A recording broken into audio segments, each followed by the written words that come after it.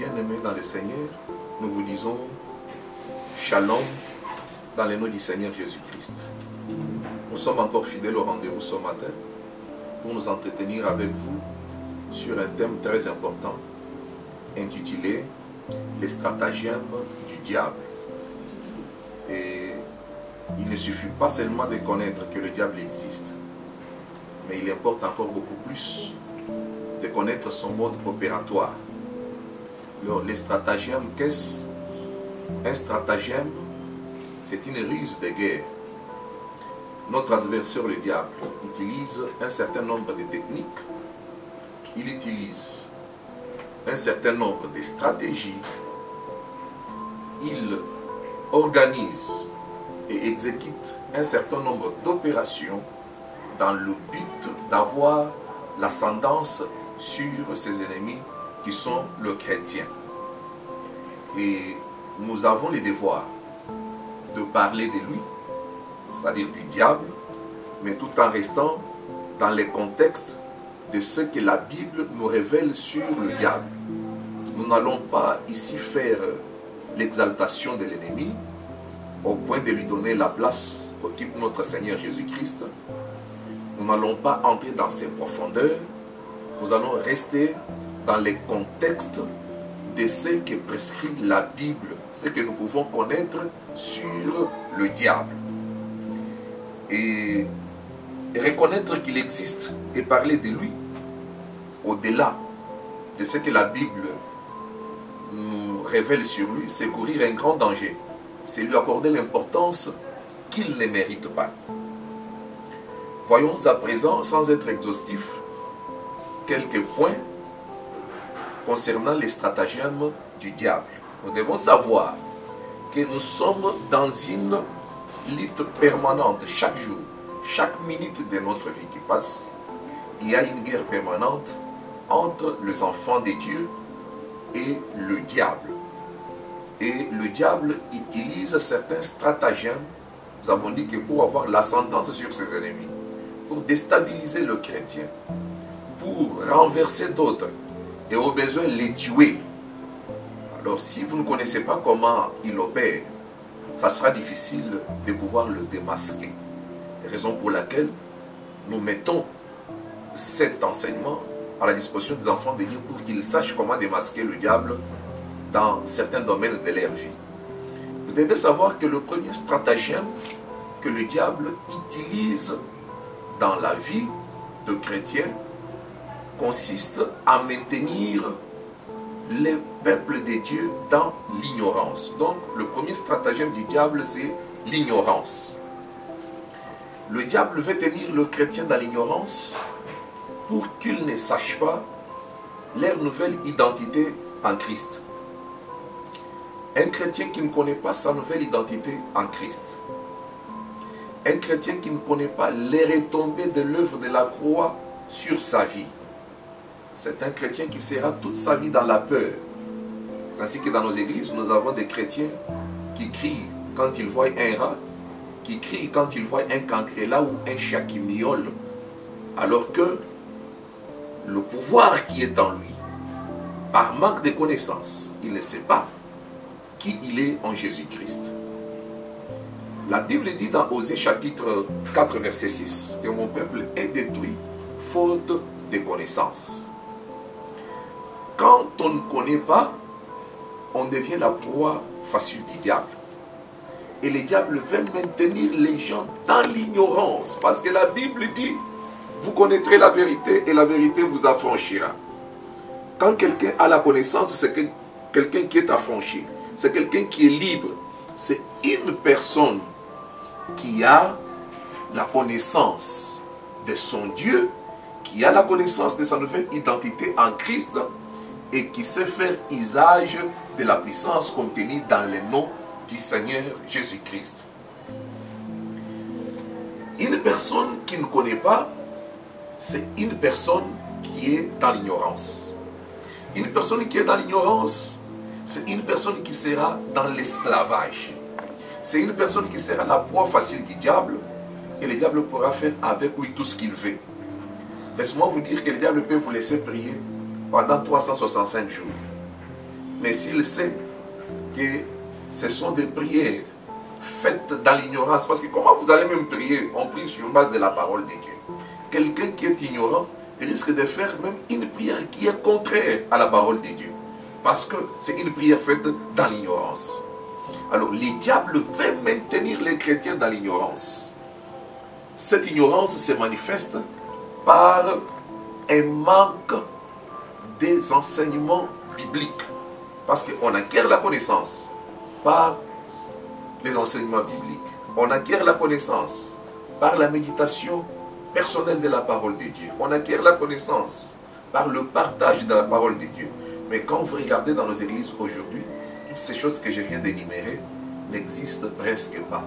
Ou dans les assemblées où on organise les enseignements bibliques, le partage et la méditation, vous allez voir qu'il n'y a qu'un petit nombre de gens qui obéissent au programme de l'Église. Et les autres sont maintenus dans l'ignorance par le diable pour qu'ils ne parviennent pas à la connaissance. Et une personne qui ne connaît pas, c'est une personne esclave du diable, esclave de la vie du péché. Laisse-moi vous dire que nous avons intérêt à quitter l'ignorance et accéder à la connaissance. Parce que la connaissance va vous procurer de l'estime. La connaissance va vous attirer le respect. La connaissance vous placera au-dessus de vos compatriotes. Et la connaissance vous accordera la délivrance. La Bible dit, vous connaîtrez la vérité et la vérité vous affranchira. Bien-aimés dans le Seigneur, nous devons quitter les domaines de l'ignorance. Et l'ignorance asservie. L'ignorance rend quelqu'un une proie facile de l'ennemi. Donc sur ce premier point, nous comprenons que le diable ne veut pas que les gens découvrent leur identité en Christ. Il veut les maintenir toujours dans l'ignorance. Et il y en a qui ne connaissent même pas leurs droits par rapport à la parole de Dieu. Comment voulez-vous qu'un tel monsieur, qui une telle dame puisse combattre l'ennemi? Parce qu'il ne connaît même pas ses droits. C'est que la parole de Dieu lui donne comme droit, il ne les connaît pas. Avec quoi il va se tenir devant l'ennemi? L'ignorance tue, l'ignorance asservie. Je vais vous donner le deuxième stratagème que le diable utilise pour avoir de l'ascendance sur le chrétien. Il utilise ce que nous appelons la tentation. Dans Matthieu 4, à partir du premier verset jusqu'au 3e, on nous parle de la tentation de Jésus-Christ. Mais dans cette tentation, je voudrais relever un fait très important.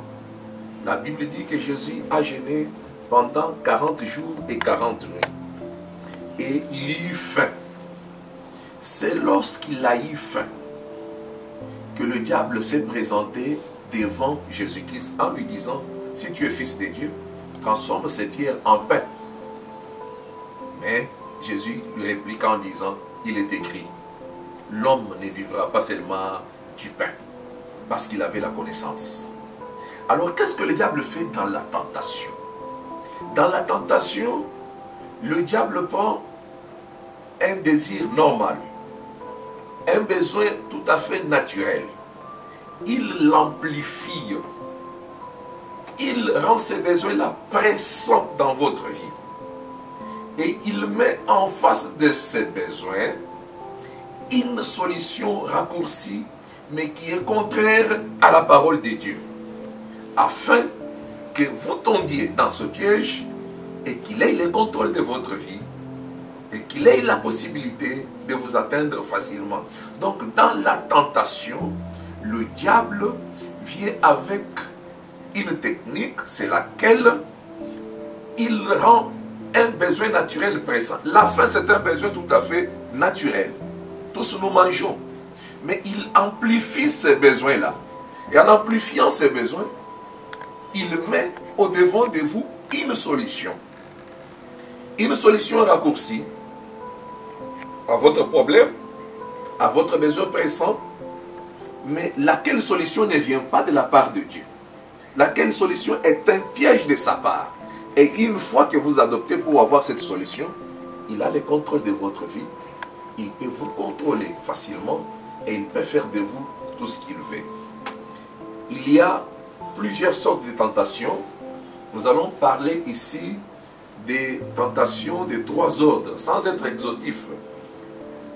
Nous allons voir, par exemple, que la plus grande tentation, premièrement, concerne l'argent. Dans ce monde moderne, l'argent est d'une importance capitale. Presque tout s'achète par l'argent. Que fait le diable? Quand vous avez un besoin pressant devant vous, il vient, il l'amplifie davantage. Il met devant vous une solution raccourcie qui vient de sa part. Vous pouvez facilement vous faire corrompre parce que vous avez besoin d'argent. Vous pouvez escroquer parce que vous avez besoin d'argent. Vous pouvez même utiliser l'argent d'autrui qui ne vous appartient pas juste pour satisfaire un besoin pressant devant vous. Et en faisant ces choses, il y en a qui se sont retrouvés en prison. Il y en a d'autres qui sont devenus la proie facile de l'ennemi. C'est la raison pour laquelle la Bible nous prévient en Timothée 6, verset 10. La Bible dit: l'amour de l'argent est la racine de tous les maux. Bien-aimés dans le Seigneur, nous devons attendre la solution qui vient de la part du Seigneur, quel que soit le temps que ça peut prendre. Quel qu'en soit le prix, attendons la solution qui vient de la part du Seigneur. Parce que dans la tentation, le diable prend seulement les besoins que vous avez. Il l'amplifie et il met en face de vous une solution.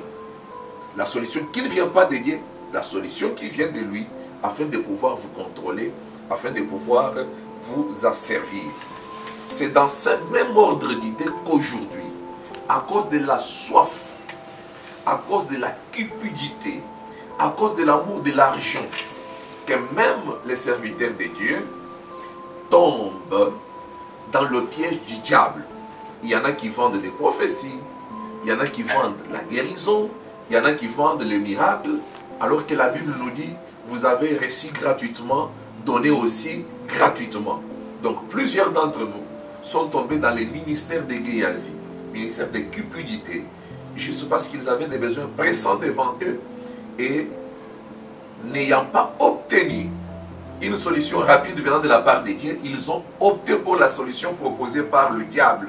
Et aujourd'hui, ils se retrouvent dans bien des tourments parce qu'ils ont opté la solution de l'ennemi, le diable. Je dois vous donner un deuxième sous-point dans la tentation que le diable exploite beaucoup plus. Il s'agit du sexe. Ce stratagème apparaît pour moi comme une prise définition du diable pour humilier les enfants de Dieu. Pourquoi je dis une prise définition pour humilier les enfants de Dieu? Vous savez que les péchés liés au sexe amènent toujours l'ignominie. Et ce sont des péchés qui portent atteinte à la personnalité d'une personne. Je dois vous dire, bien-aimés, il est vrai que la Bible nous dit que prier afin de ne pas tomber dans les tentations. Mais dans les domaines de péché liés au sexe, il ne suffit pas seulement de prier. Je pense qu'une discipline personnelle doit être rigoureuse pour ne pas tomber dans le piège du diable. Pourquoi? Parce que bien de gens, le diable a pris seulement ce désir qui est aussi un désir naturel, il l'a amplifié. C'est ainsi que certaines personnes se retrouvent aujourd'hui avec des femmes dans leur maison, mais qu'ils n'ont jamais voulu prendre en mariage comme femme. Pourquoi? Parce que quand ce désir est arrivé en lui, le diable l'a simplement amplifié. Il est allé, il a connu la femme, et il s'en est suivi une grossesse. Au lieu d'aller en prison, il trouve bon de prendre la femme. Mais cette femme qu'il a à la maison, il ne l'aime pas. Il n'avait pas envie de la prendre comme femme. Il n'avait pas envie de la voir comme épouse. Mais elle est là dans la maison et il est devant un fait accompli. Pourquoi? Parce qu'il n'a pas su résister à la solution qui était proposée par le diable. Il s'est dit non, les choses traînent. Je n'ai pas la dot et au lieu de brûler, laisse-moi aller avec celle-ci. il est aujourd'hui dans des problèmes sérieux parce qu'il n'a pas compris que c'était un piège du diable. Donc, bien aimé, ne perdez pas de vue que nous avons dit que dans la tentation, le diable prend seulement un désir normal ou un besoin naturel, il l'amplifie. Mais après l'avoir amplifié, il met devant vous une solution qui vient de lui. Une fois que vous optez pour cette solution, il va vous contrôler, il va vous asservir, il peut même détruire votre vie. Pour appuyer ce que je viens de dire concernant le péché lié au sexe, rappelez-vous de l'histoire d'Amnon, fils de David et de sa sœur Tamar. Cet homme a eu un vif désir de coucher avec sa sœur. Vous savez les conséquences qui s'en étaient suivies. Il a payé même pour sa vie. Il est mort par la vengeance de son frère Absalom, qu'il n'a jamais pardonné à son frère Amnon pour l'acte qu'il avait commis avec sa petite sœur Tamar.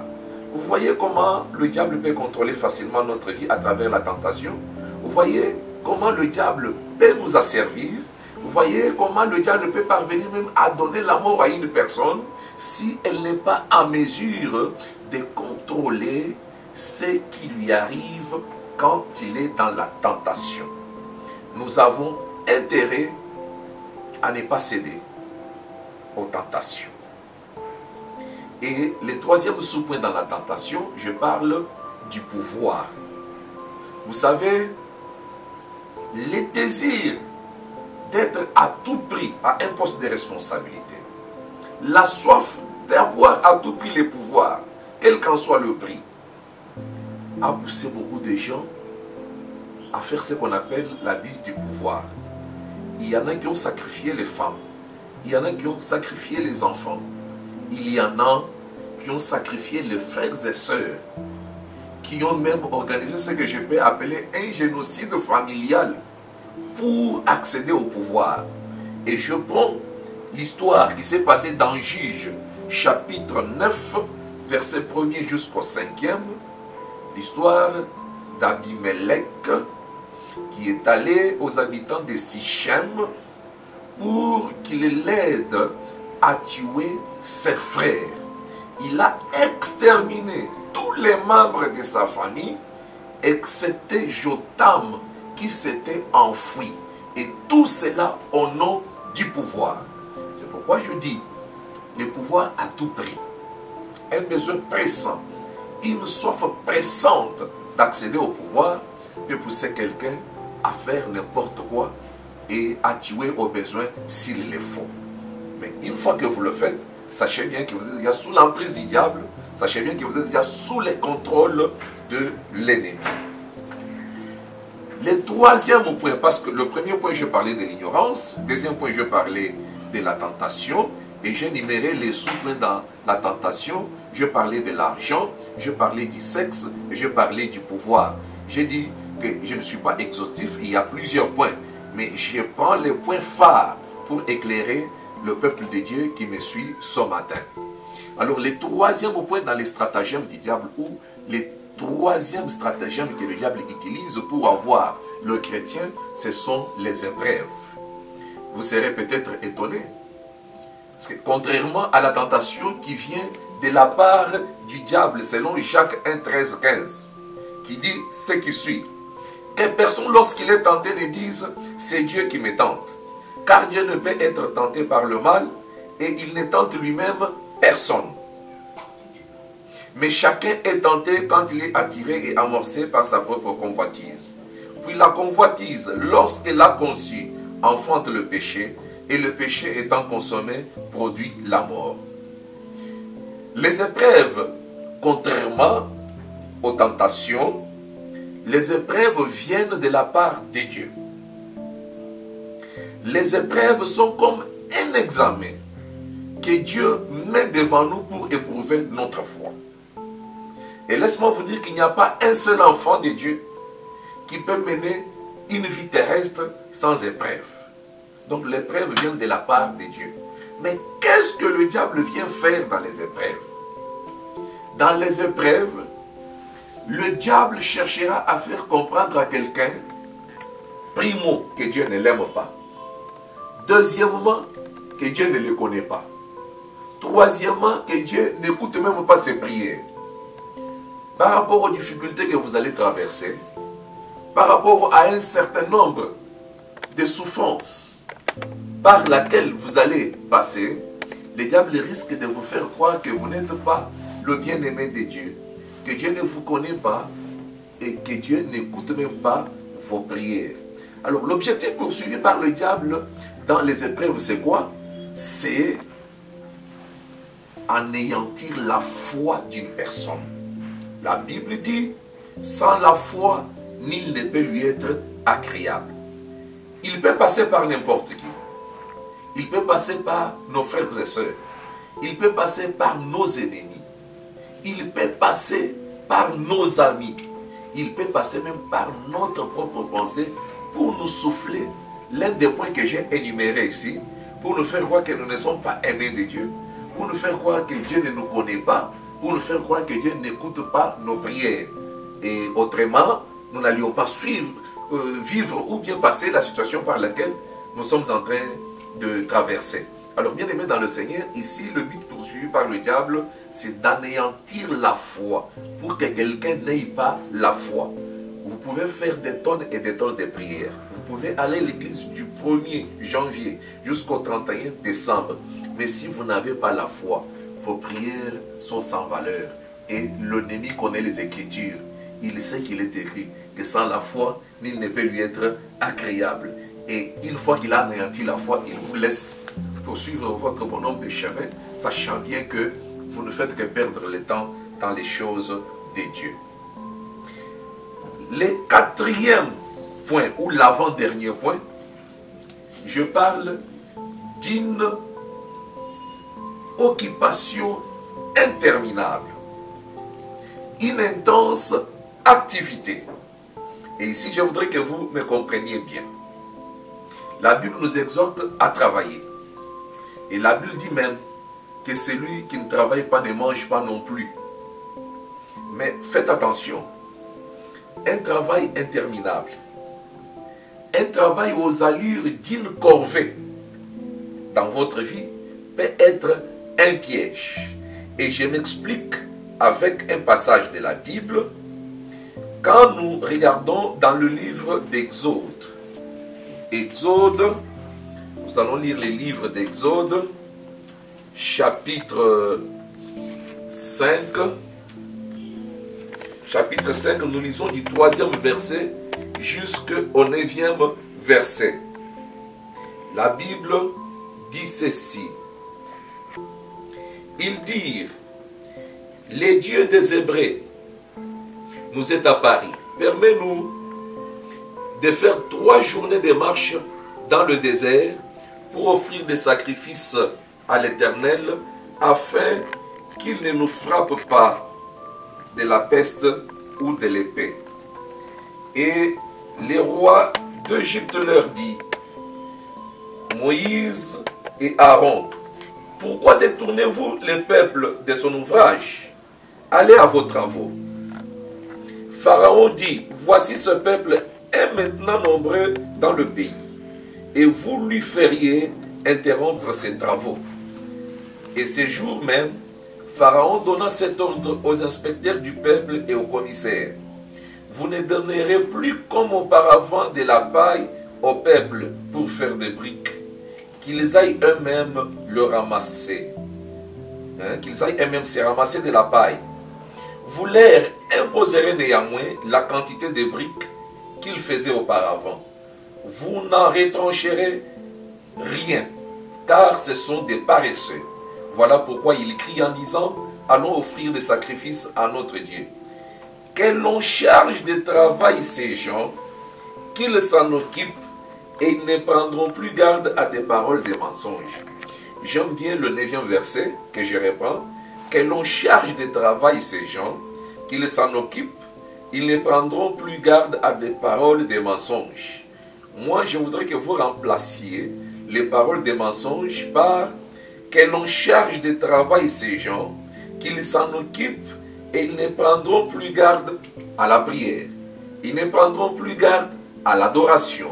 Ils ne prendront plus garde à l'intercession. Ils ne prendront plus garde à la répétition qu'ils font.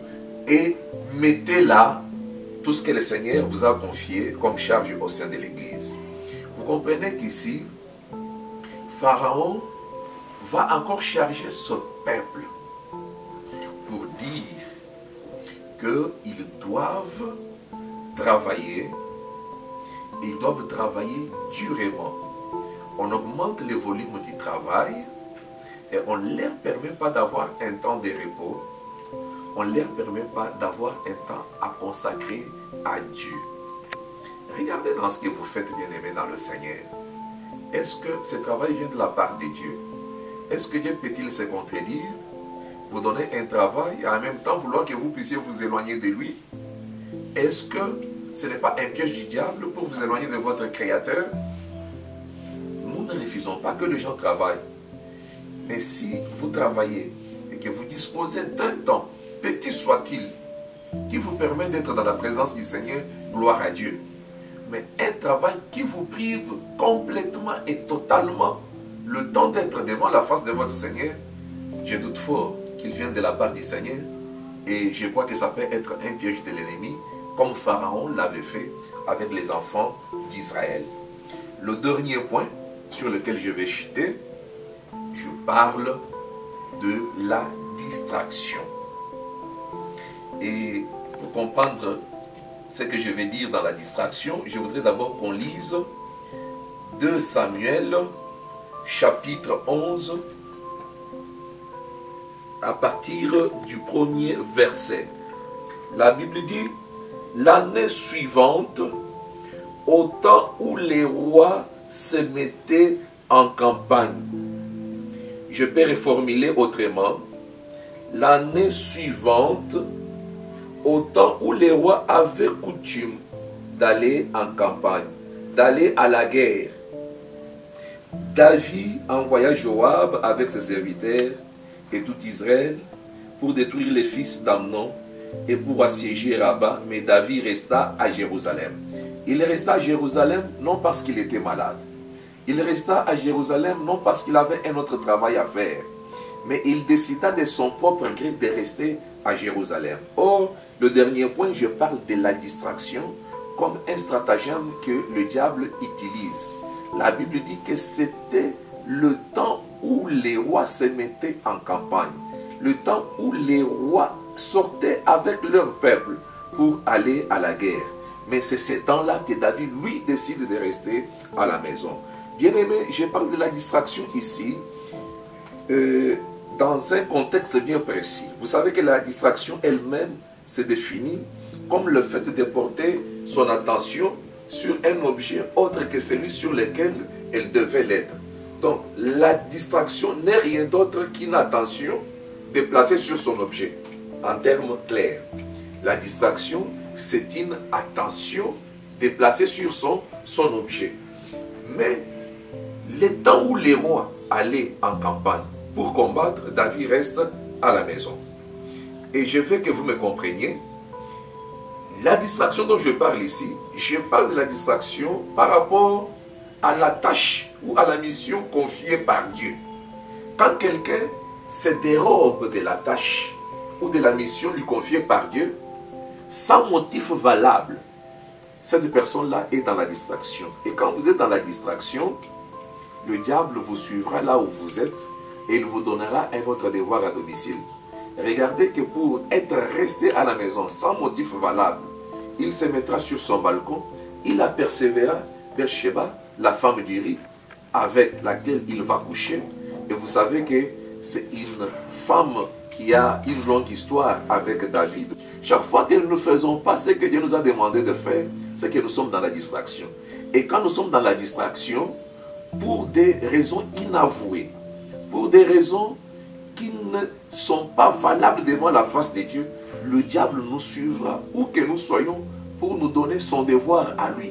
Et le devoir du diable peut nous entraîner dans bien des tourments. Bien-aimés dans le Seigneur, je ne suis pas exhaustif dans ce que je viens d'énumérer ici, mais du moins je vous ai donné 5 stratagèmes par lesquels le diable agit dans la vie Je disais, j'ai parlé de l'ignorance, j'ai parlé des tentations, j'ai parlé des épreuves, je parlais d'une intense activité et je termine par ce que j'ai appelé la distraction. Je voudrais que ce peu de paroles reste dans votre cœur et que vous puissiez méditer là-dessus. Que le Seigneur vous aide à en découvrir d'autres parce que le Saint-Esprit est multidimensionnel. Le Saint-Esprit a plusieurs enseignements qu'il peut vous donner au travers de peu que moi je vous ai fournis. Que Dieu vous bénisse et à la prochaine occasion.